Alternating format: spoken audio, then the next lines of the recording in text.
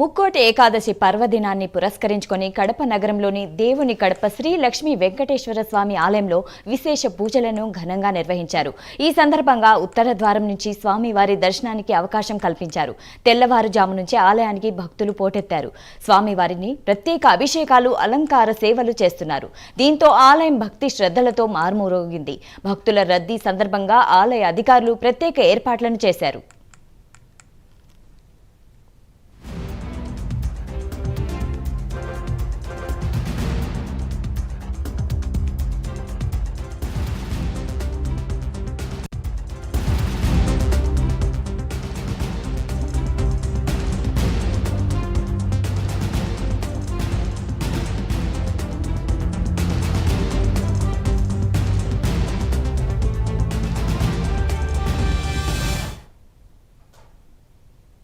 దీనిపై మరింత సమాచారం కడప నుంచి సుధీర్ అందిస్తారు. సుధీర్, చెప్పండి, అక్కడ భక్తుల రద్దీ ఎలా ఉంది, ఆలయ ఏర్పాట్లు ఎలా చేస్తున్నారు?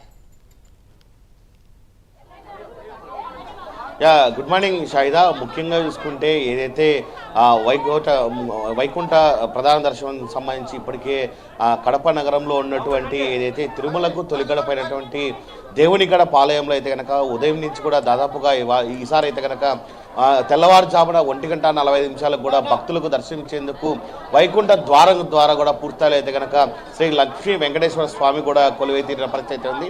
అయితే ముఖ్యంగా చూసుకుంటే కనుక ఉమ్మడి కడప జిల్లా వ్యాప్తంగా కూడా ఇప్పటికే ఏవైతే ఆలయాలు ఉన్నాయో అన్ని కూడా పూర్తిలో గోవింద నామ స్మరణతో కూడా మారుమవుతున్నాయని చెప్పుకోవచ్చు. అయితే ప్రస్తుతానికి మనం కడప నగరంలో ఉన్నటువంటి ప్రధాన ఆలయమైనటువంటి శ్రీ లక్ష్మీ వెంకటేశ్వర స్వామి ఆలయం వద్ద ఉన్నాయి. ఇక్కడ చూసుకోవచ్చు భక్తులు కూడా పూర్తి స్థాయిలో కూడా ఏదైతే ఉత్తర ద్వార దర్శనం గుండా కూడా అయితే కనుక భక్తులు అయితే కనుక స్వామివారిని దర్శించేందుకు కూడా తిరుమల తిరుపతి దేవస్థానం సంబంధించినటువంటి అధికారులు కూడా ఇక్కడ ఏర్పాటు చేయడం జరిగింది. అయితే ఇదే అంశానికి సంబంధించి మనతో మాట్లాడేందుకు ఆలయ ప్రధాన అర్చకులు ఉన్నారు. ఆయన తెలుసుకుందాం. స్వామి, ఏంటి అసలు ఈరోజు వైకుంఠ ఏకాదశి సందర్భాన భక్తులకు ఎటువంటి దర్శనం కల్పిస్తున్నారు ఈరోజు? ఓం నమో వెంకటేశ శ్రీకాంత కళ్యాణం శ్రీ వెంకట నివాసాయ శ్రీనివాసాయ మంగళం. తిరుమలకు తొలిగడప దేవుని గడప శ్రీ లక్ష్మీ వెంకటేశ్వర స్వామి దేవస్థానంలో వైకుంఠ ఏకాదశిని పురస్కరించుకొని తిరుమల తిరుపతి దేవస్థానం వారు అత్యంత వైభవంగా నిర్వహించడం జరుగుతుంది. అందులో భాగంగా ప్రతి సంవత్సరం మనం మామూలుగా 4:30కు ఉత్తర ద్వారం దగ్గర స్వామివారిని వేంచేపు చేస్తాము.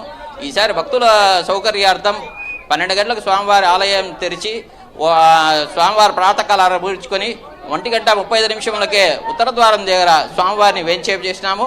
కావున భక్తాదులందరూ స్వామివారిని దర్శించి స్వామివారి కృపాకటాక్షల ప్రవర్తనలో వారి కోరుచున్నాము. ఈ వైకుంఠ ఏకాదశి విశిష్టత ఏమనగా సంవత్సరంలో 24 ఏకాదశులు వస్తాయి. అందులో 4 అత్యంత పవిత్రమైనది.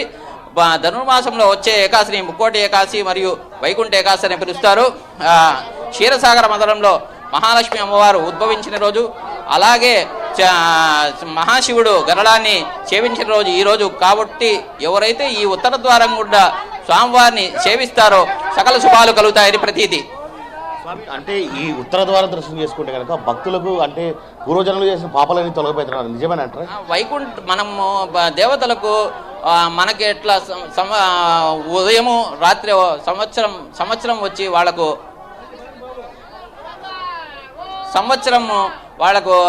ఉదయం సాయంకాలం ఉత్తరాయణము దక్షిణాయనము 2 కాలాలు. అందులో ఈరోజు స్వామివారి క్షీరసాగర మందిరం నుంచి గరుడ వాహనంపై ముక్కోటి దేవతలకు వైకుంఠ ద్వారం దగ్గర స్వామివారు వేంచేపు చేసి స్వామివారి దర్శనమిస్తారు. కావున ఎవరైతే ఈ వైకుంఠ ద్వారము తెరుచుకుంటాయి, కావున ఎవరైతే ఈ ద్వారం గుండా స్వామివారిని దర్శించుకుంటారో సకల శుభాలు కలుగుతాయి.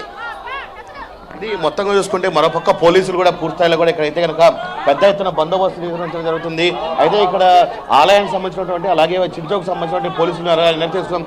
సార్, ఏంటి చెప్పండి, ఈసారి ఉదయం 1:45 కూడా భక్తులు కల్పించారు. అయితే గతంలో మనం చూసుకుంటే కనుక 4 గంటలకు ఇచ్చారు, ఎందుకు ఈసారి అలా చేశారు? ముందుగా అందరికీ వైకుంఠ ఏకాదశి శుభాకాంక్షలు అండి.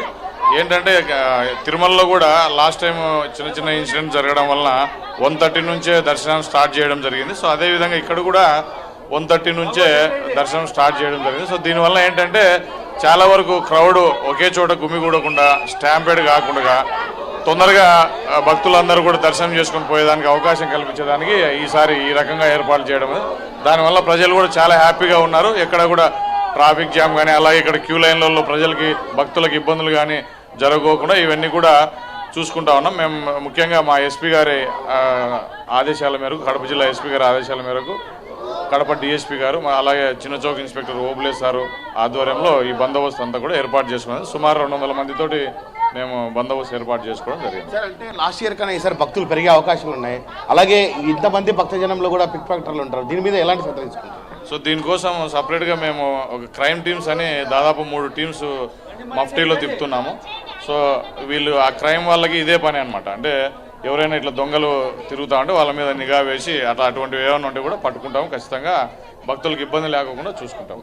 Thank you. ఇది మొత్తంగా చూసుకుంటే కనుక ఏదైతే ఈరోజు వైకుంఠ ఏకాదశి పర్వదినాన్ని పురస్కరించుకొని ఉత్తర ద్వార దర్శనం చేసుకుంటే కనుక పూర్తిస్థాయిలో కూడా ఏదైతే పూర్వజనంలో మనం చేసినటువంటి పాపాలన్నీ తొలగిపోయి స్వామివారికి పునీతులవుతామని చెప్పి ఇక్కడ ఉన్నటువంటి ఆలయ అర్చకులు చెప్తున్నారు. అయితే గతంలో మాదిరి లేకుండా పూర్తిస్థాయిలో ఏదైతే గతంలో తిరుమలలో జరిగినటువంటి ఇన్సిడెంట్ జరగకుండా ఈసారి అయితే కనుక భక్తులకు ఫ్రీ దర్శనం కల్పించేందుకు రాత్రి అర్ధరాత్రి 1:40 నుంచి కూడా దర్శనం స్టార్ట్ చేశామని చెప్పి ఆలయ అర్చకులు చెప్తున్నారు. అలాగే పోలీసులు కూడా చెప్తున్న పరిస్థితి అయితే ఉంది. ఎవరి భక్తులకు ఇబ్బంది లేకుండా ప్రశాంతంగా వచ్చి స్వామివారి దర్శనం చేసుకునేందుకు అన్ని ఏర్పాట్లు చేశామని చెప్పి ఇక్కడ ఉన్నటువంటి ఆలయ అర్చకులు కావచ్చు, పోలీసులు చెప్తున్న పరిస్థితి ఇక్కడ నెలకొందని మనం చెప్పుకోవచ్చు. షాయిదా.